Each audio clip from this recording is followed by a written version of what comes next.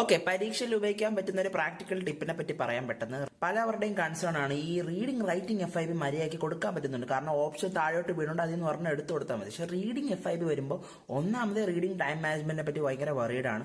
അതേ സമയത്തിനുള്ളിൽ ആ ടൈമർ റൺ ഔട്ട് ആവുന്നതിന് മുമ്പ് തീർക്കണം. അതേസമയം അവിടെ താഴെ നിന്ന് ഡ്രാഗ് ആൻഡ് ഡ്രോപ്പ് ബ്ലാങ്കുകളിലോട്ട് ചെയ്യുമ്പോൾ അത് വീഴണില്ല.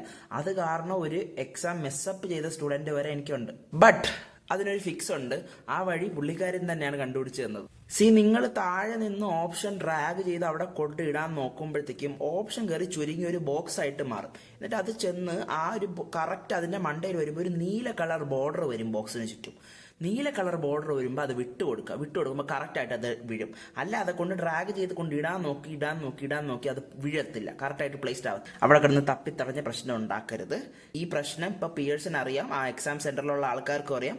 അത് ഇവർ പ്രത്യേകിച്ച് ഇപ്പൊ എടുത്ത് പറഞ്ഞു തരുന്നുമുണ്ട്. സോ എന്തൊക്കെ പ്രശ്നങ്ങൾ വന്നാലും നിങ്ങൾ കയറി അതൊന്നും നിങ്ങളെ പരീക്ഷനെ ബാധിക്കാൻ സമ്മതിക്കരുത്. Because there is a fix for each and every problem in PT. So ബാക്കി PT റിലേറ്റഡ് കണ്ടന്റ്സ് ഒക്കെ ചെന്ന് ചെക്കൗട്ട് ചെയ്യുക. Follow PT simplified Malayalam for more PT related contents.